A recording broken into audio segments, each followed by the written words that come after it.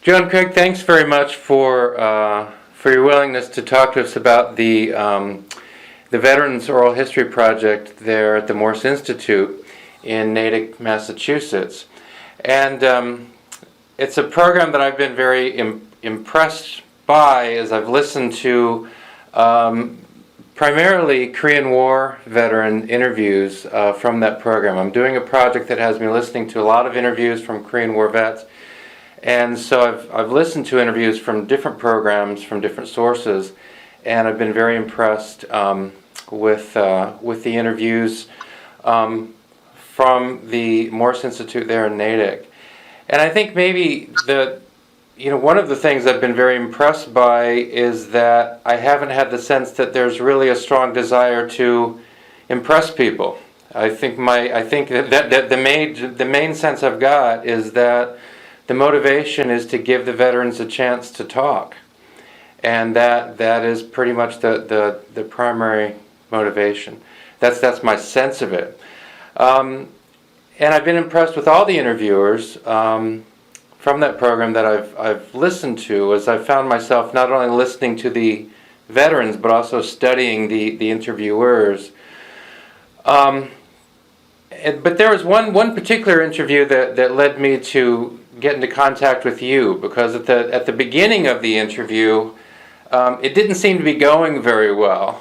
You were getting very minimal responses, and and I've done a lot of interviewing myself, and I thought, oh well, this doesn't seem to be going very well. But then I noticed that we had like 45 minutes to go, so I was wondering how in the world how is this going to work? But I was very impressed by kind of a combination of patience and direction that really got that interview on track, and by the end of it I found it a very compelling and interesting, very interesting interview.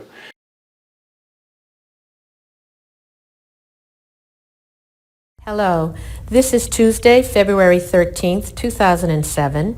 We're in Natick, Massachusetts, and this tape is part of the Morse Institute Library's continuing Veterans Oral History Project. My name is Joan Craig. Our cameraman today is Dan McDermott from Natick Pegasus. We are privileged today to have with us Robert B. White. Welcome, Bob. How are you? Good, thank you. Good. May I ask you, Bob, when were you born? I was born November 30th, 1932. And where were you born? I was born in Boston, Mass. And where do you currently reside? What town? Natick, Mass. And you are married? Yes. And you have children? Yes, I do. How many? Four children. Any grandkids?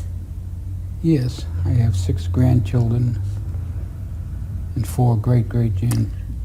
Oh my, that's wonderful. Congratulations. Did you grow up in Boston, or did you grow up in this area? No, I grew up, most of my life I spent in Natick. What was Natick like back then? It was great. It was a small town. What do you remember about it as a child? That you weren't crowded out with traffic. Were you wounded at all? Later on in the year I was. How? Tell us about that. Well, the commanding officer and some of his second lieutenants and first sergeant, they had to go down the rear to a meeting. And so they told me and the second lieutenant to hold the fort. In other words, stay in the headquarters part of the line. And so they went down the rear, and everything was just another day in the line, nothing happening. Then all of a sudden we could hear the fins of the mortars cutting the air. You can hear it, like somebody throws something at you. You can hear it coming in. So I took a run and dive for my hole in the ground. And so when it exploded, it caught about 6 of us, I say, because when the mortar rounds explode, the fragments go all over the place. And so it caught one kid in the lung, caught another kid on the back, it caught me in the back, and it caught this Puerto Rican, it nearly severed his arm. And so, but now when I think of it, what set it off was when the mortar rounds were sent in flying, when they light the stoves to try to give you a hot meal online, they light them and you see a big cloud of black smoke go straight up. And that was like an aiming stake. It was like an aiming stake, telling the gooks, you're right on target. I mean, we didn't learn about that till later. Later, sure. And so then we had to take these guys, get them patched up. And when you say these guys, that's you too, correct? Yeah, but I was nothing compared to these guys. And then we had to call in the helicopters because the guy with his arm nearly severed off, I believe he actually saved it for him. So the corpsmen really played an important role. Oh, the corpsmen are great. You call him Doc. General information about the project. Sure. When did it start? How did it start? And your involvement? Back in 2008, the Morse Institute Library, which is a public library, was holding Pearl Harbor Day Memorial, which we always did every year.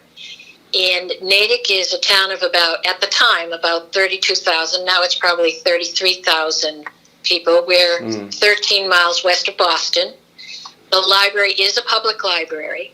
The last surviving Natick resident of Pearl Harbor approached my library director at this memorial service and said, we need to get these stories down. We need to record these stories because our World War II veterans, they're all passing away. And that was true at the time, as we know even now. Sure. So Paula Polk, the library director at the time, and myself, I was the community relations coordinator, the head of the Veterans Services in the town of Natick, a Vietnam veteran who was at that time a Board of Selectmen, or now it's the Select Board member. We all got together and put our heads together. And we were going to do a Natick Veterans Oral History Project. And it's actually still called the Veterans Oral History Project today. We thought naively that we would just do veterans interviews from Natick veterans, find out what it was like back then in Natick, the changes, etc. So we made a template of questions and expanded on it with regards to their service experiences, not necessarily combat, but service. And that we would really concentrate as much as we could on World War II veterans. So that's how it started. And you began with World War II vets because, just chronologically they were the oldest, right? That's no World War I vets around at that point, so they were the there were oldest maybe one or two in the state at the time, or there could have been more, but we actually did try to consider a World War I vet. Wow. It did not happen because of, his age and his medical and physical condition. We couldn't do it. Right. So yes, we concentrated on the vets from World War II. Yeah. Did you know very much about, so you start with World War II and then you interview Korean War vets and Vietnam vets and then other vets. Now all the interviews I'm familiar with are Korean War. Did you know, other than just sort of the general stuff that folks pick up, did you have much detailed knowledge of the Second World War, of the Korean War, of the Vietnam War before you went into these interviews? Personally, the only knowledge I had was the Vietnam War because I was a war bride, actually. We got married, we were expecting our first child, and my husband was in Vietnam for a year. Other than that, I wasn't a history buff.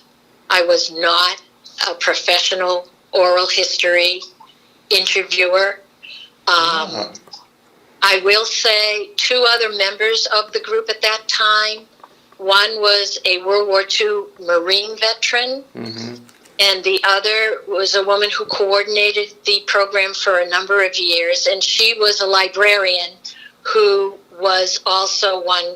Both of them would very much look into the particulars of the area that the individual might have been. Like if it was Korea, if it was one of the hills, if it was France in World War II, that they would do some history. Yeah. Quite frankly, I had other jobs in the library. I didn't have the time to do that. So I was very naive going to it. Yeah. We may have something in common then, because I look back at, over the years, you learn more. And at least in my case, I've looked back on interviews I did years ago and wondered how I could have done that, since I knew almost nothing about, what this poor veteran was talking about. And also feeling like, the interview could have been much better had I known what I know now. But of course, you learn as you go. Yeah. And the other interesting thing that I learned, there's some I would definitely want to do over. Yeah. And one of the things that I really, really got frustrated about is when the camera went off and we shook hands and then the camera went off.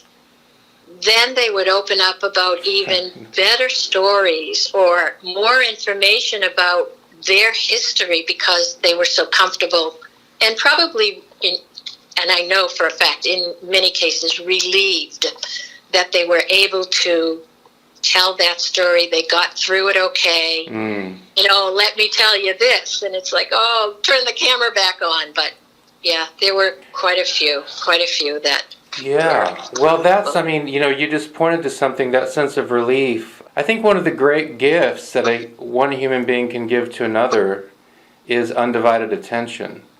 And people know when you're listening. Yes. And you're not on camera when you're doing these interviews, unlike this one where both of us are on. You're not on camera. But it's pretty clear to me that you're listening. And there are clues. One of the reasons I know you're listening is because I've noticed that, you'll ask a question, the veteran will answer, and then we'll get two questions down the road. But then your next question will be a reference back to something that was said 10 minutes before. Right. Which indicates not only are you listening, but you're processing what the person is saying. So you're not just hearing what the person is saying, you're listening to what the person is saying. And I think people can pick that up. I'm also taking notes. We have a template that we use, and initially it was, I think I mentioned to you earlier, it was initially naively only for the veterans in Natick. Once word got out, veterans were calling and saying, I have a friend in Reading, Massachusetts, or I have someone you really need to interview. So we really opened it up to any veterans, anywhere, anytime. Yeah. And I purposely made the decision not to be on camera because it was their opportunity to tell their story. And we know, especially with World War II, this was the first time many of them ever opened up. Wow. And so I wanted to give them that opportunity, make it a comfortable situation. I would tell them, ignore the camera, talk to me like we're in my living room. And in the meantime, I have that template. I'm writing down their responses.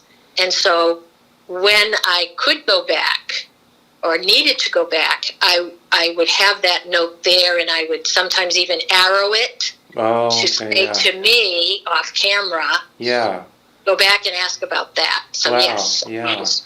So you're on your toes a lot in that you have to really listen to what they're saying. So just as a practice, then, you found writing notes as you were going. You found that helpful.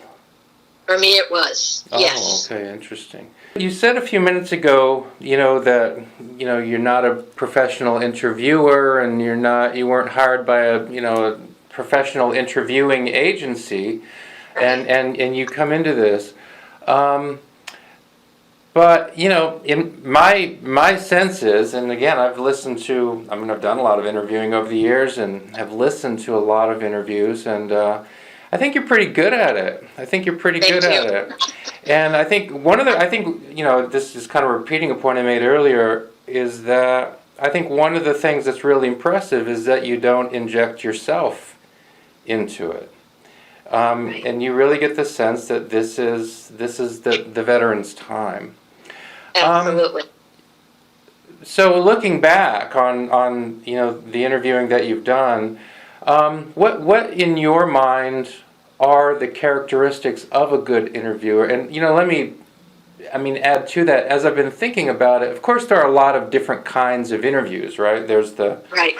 there's the I just need the facts kind of interview, and then there are the celebrity interviewers, who get to pick and choose what big names they get to interview. And then there's folks at public libraries who get the veterans who walk through the door, and work with that.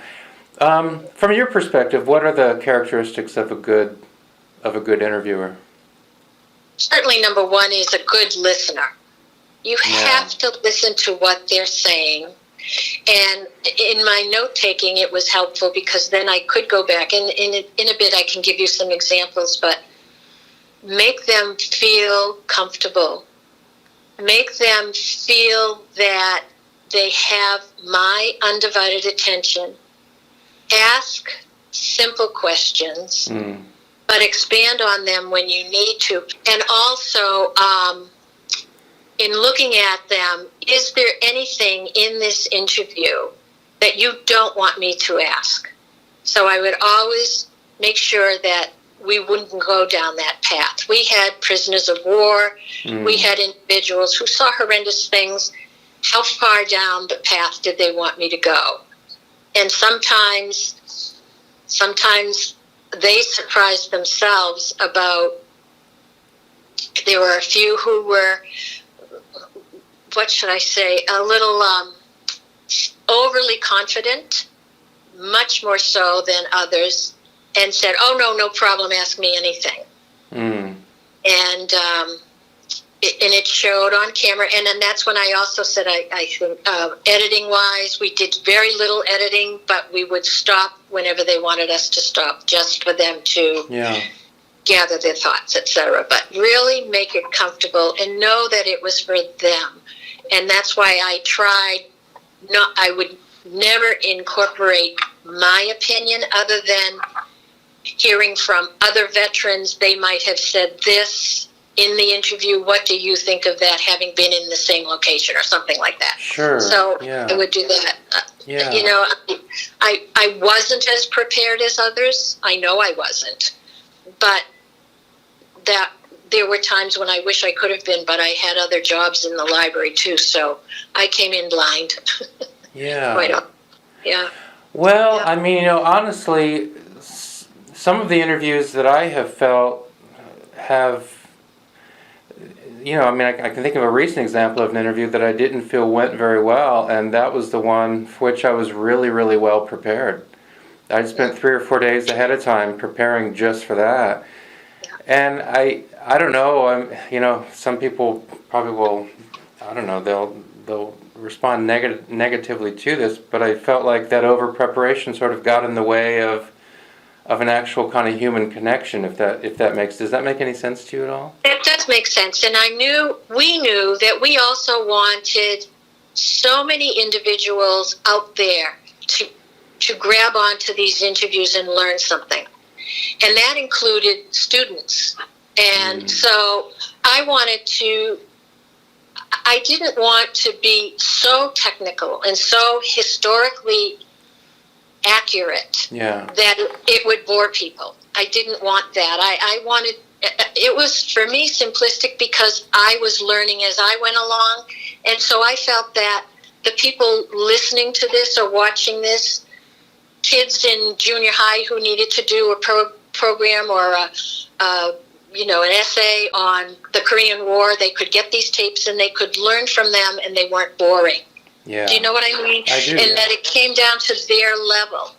Sure. As an aside, I took a course at a college in Boston on oral histories, and I was the only one in there that was not a librarian. I don't have a library degree. And the professor quite often poo-pooed what we were doing because it wasn't it wasn't factual history in his eyes. And I disagreed with him and said, in the eyes of the interviewee, it was factual as he remembered it.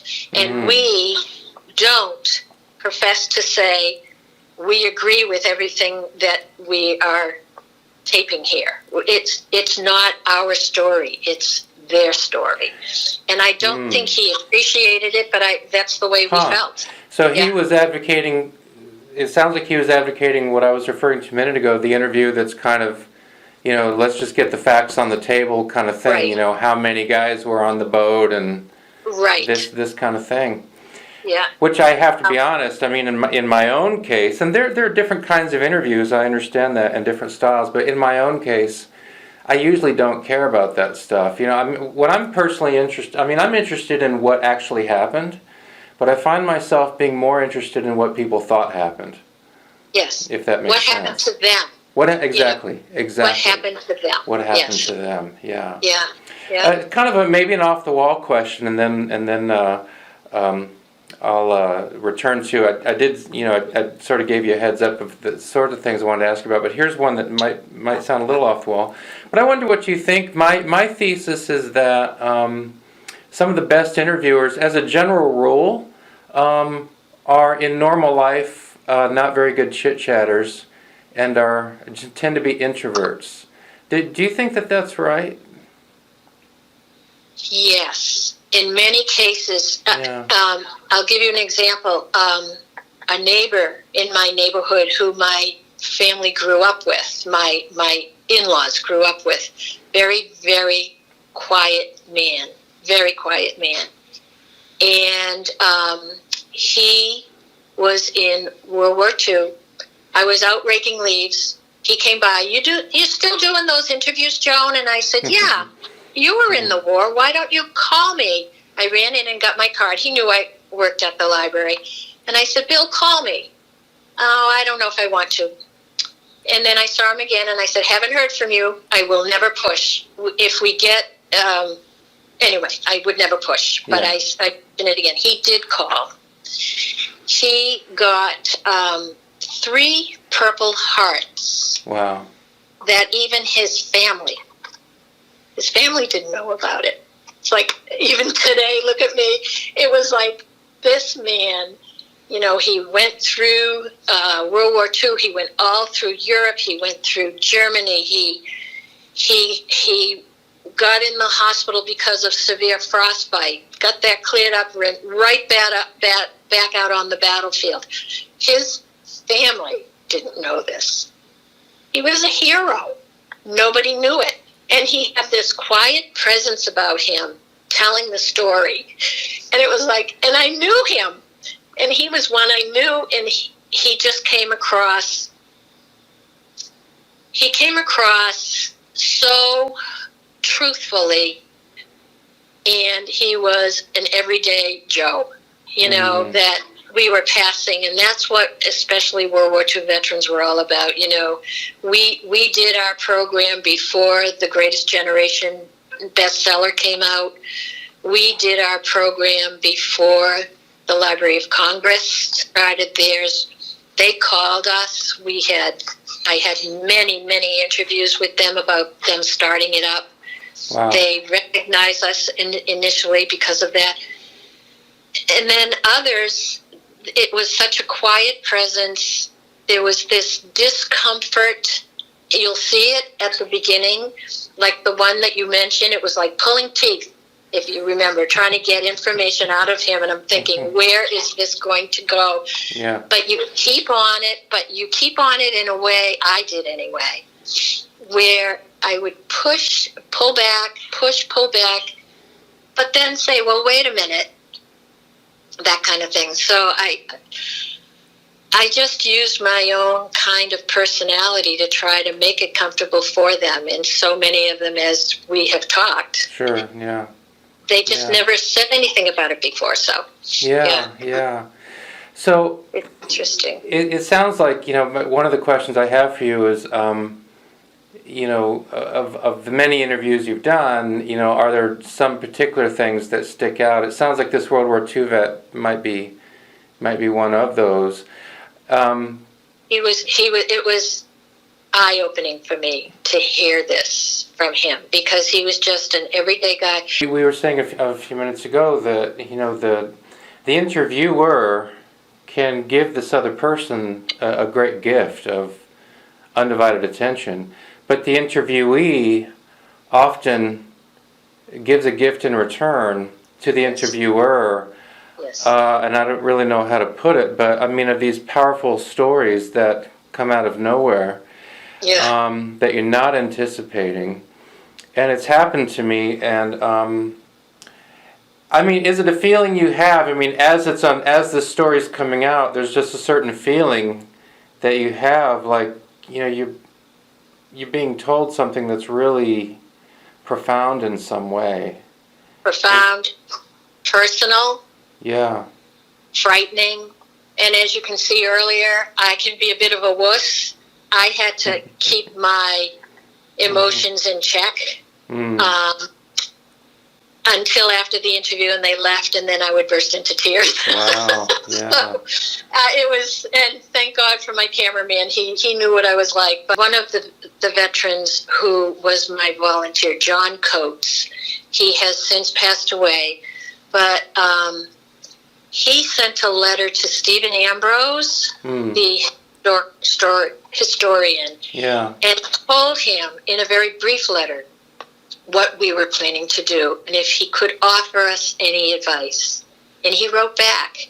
Wow. And he said, as an interviewer, you want to capture the place, the time, the feeling, the hearing, the senses, all your senses, the smells, the heartache.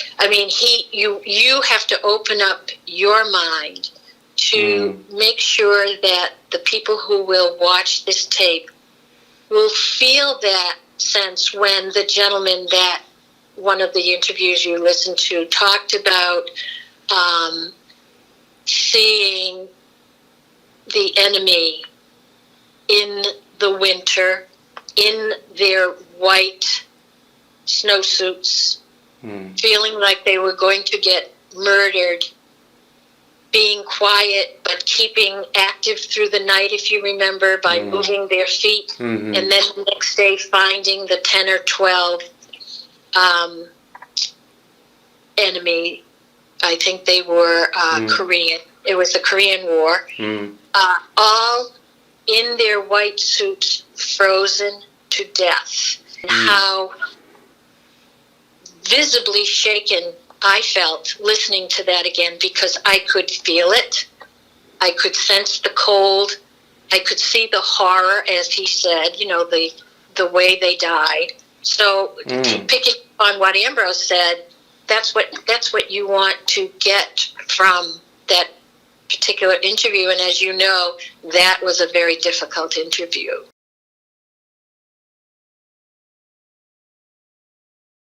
On the way back, the winter hit. The winter hit so rapidly, it was 35 degrees below zero. And that was before the wind chill factor, so we never really knew how cold it really was, but you know what, your body felt it. Were you appropriately attired? No. You didn't have the appropriate warm clothing or boots or... No. We had what they call the leather boots, or boondockers up to the ankles, and you had cushion sole socks, and dungarees and a parka, and you just froze. Cold, I can't believe I don't even know we could survive. How we ever survived, I'll never know. Must have been youth. Were you in huts, tents? No. You were out in the open? Open the open. You fought, you slept in the cold. Did you ever feel like you wanted to just give up? Well, I'm going to tell you, the Marine Corps taught you never to give up. Now, when we were getting beat so bad at the Hagaruri and Udamni, my outfit was in Coterie, which is about 7 miles south of the reservoir. And they started bringing these guys out, frozen solid. They're so grotesque. Their arms were all twisted. And that's where they died. War is horrible. That's when you said war is terrible. It should never happen. We brought them down put them in Hungnam. Well, they came with us aboard trucks. That road down to Hungnam was 57 miles to go. I think it was 70-mile road. We had about 57 miles to go. They blew up a bridge on us. Couldn't get out. We were trapped.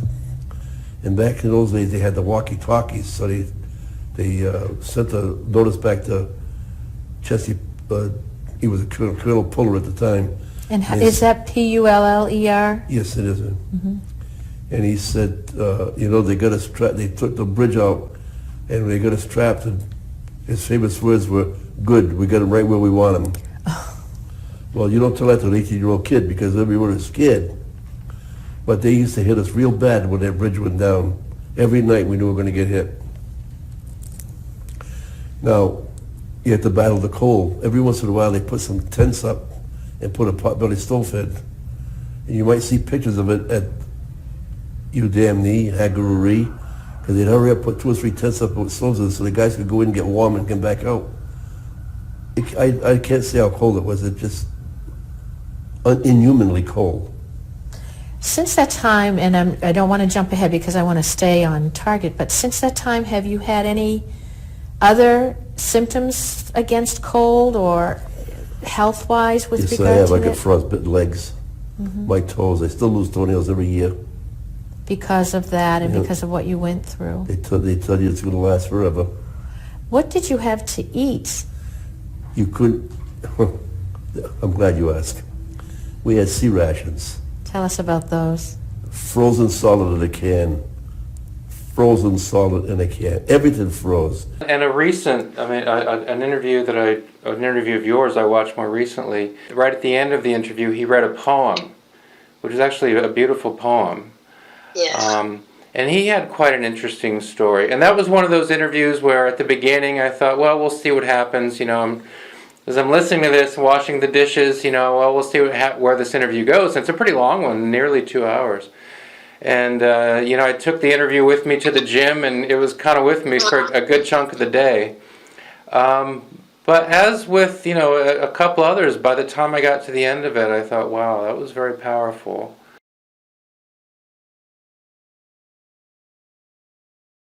Let's hear the poem. I've read it. It's just beautiful. Could you? Yes, if I Please. may, I'll read this.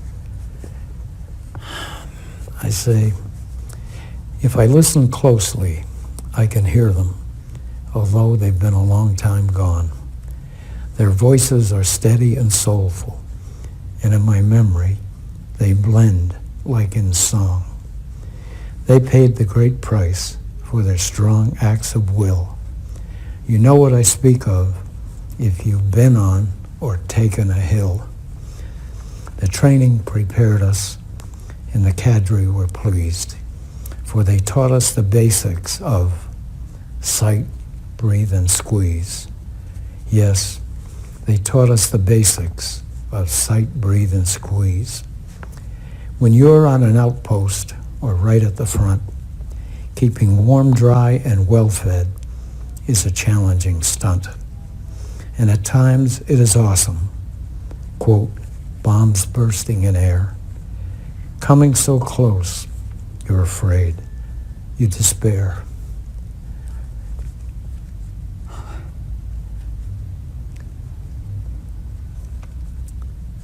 But you pick up your rifle and sight, breathe, and squeeze. Was that one of the enemy who fell to his knees? Now look to the left flank and then to the right. With taps from their bugles, you'll fight through the night and on toward the morning. With cold, sweaty palms, you see fog rolling in and the land's morning calm. So you check for your buddies, and with panic you're seized, for the enemy took some by sight, breathe, and squeeze. Yes, the enemy took some by sight, breathe, and squeeze. Lest their loss overcomes you, it's a good time to pray, as he in his wisdom grants you one more day to act for the fallen and their brave deeds enhance and say thanks to God Almighty for this special chance. If we who live in freedom remember that central thought, we'll keep faith with lost brothers.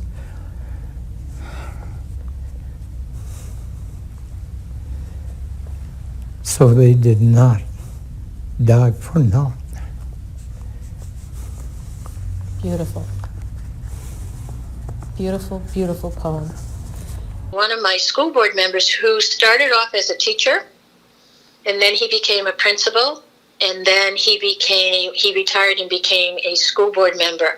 And he was in the Korean War at the age of 18. Wow. And out of his unit, and I would have to go back and look, but let's just throw out a number of maybe 32 individuals trying to take this and keep this hill, one of the hills. Only 2 of them came back.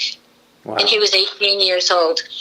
And he was so honest in this interview about his life after.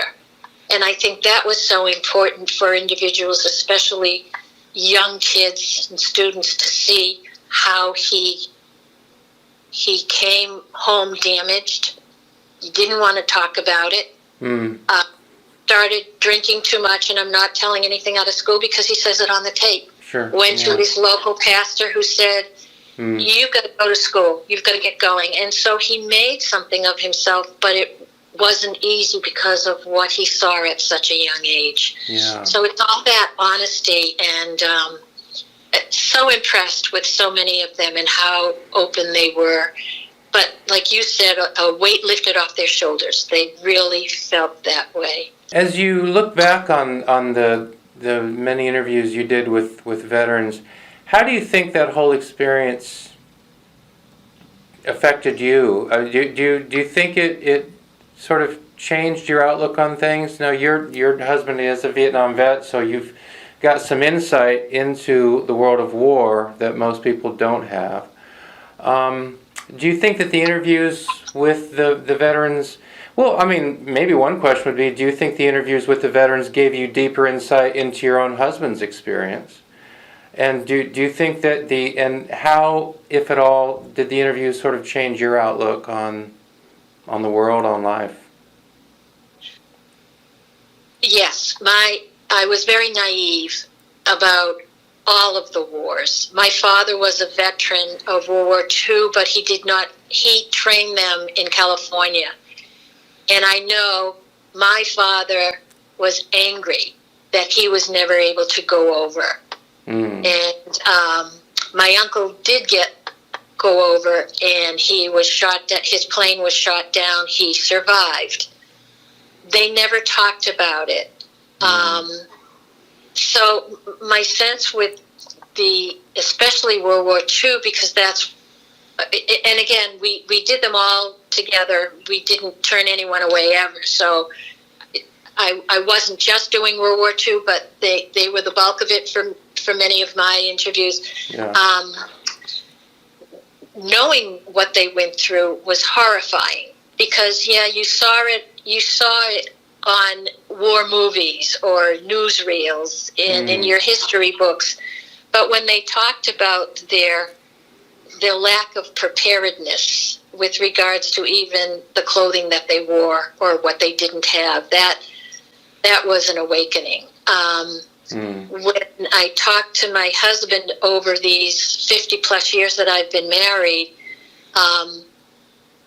we've learned, never all at once, but we've learned excerpts about what he went through, usually over a comfortable dinner with family or a friend that we're comfortable with in a comfortable situation, where all of a sudden he might open up about one particular thing that happened when he was in Vietnam that I've never heard before.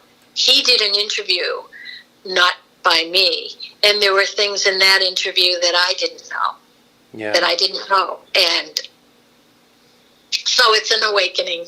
Yeah. That's why these interviews are so important, because I've heard that. I recently interviewed a Korean War vet, and I got an email telling me that his younger sister knew almost None of it. None of Yeah. And so it's so important. It's so important. What we found too is we would get letters or phone calls or gifts to the library in support of our Veterans Oral History Project from family members after the individual passed away, Wow, because they would find the tape and they would sit down and watch it and then say the same thing. This is all news to us. We wish we had asked more questions. But how often have you heard that about even your own family history? Why didn't I ask Auntie Rita, about the family, that kind of thing. So it's important. What is your word to those, I am now thinking especially Vietnam vets, what's your word to those Vietnam vets? For example, I ran into one the other day who, tells me, whenever I bump into him, that someday he and I will get together and talk about his experience in the war. Or other vets who just don't want to. They don't want to talk. What word do you have for those vets who have not shared their stories in any way? What I would suggest to them is that they record themselves when they feel like it, in the quiet of their own home, because a lot of it is, I think, in seeing the emotions that I did see, I think a lot of them are afraid of their emotions, and what will I look like if I'm falling apart on an interview?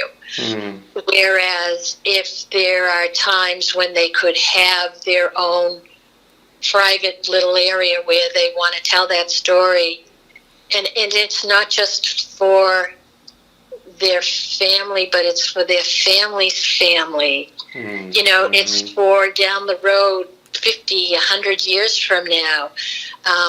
When we see letters from the Civil War, those are history.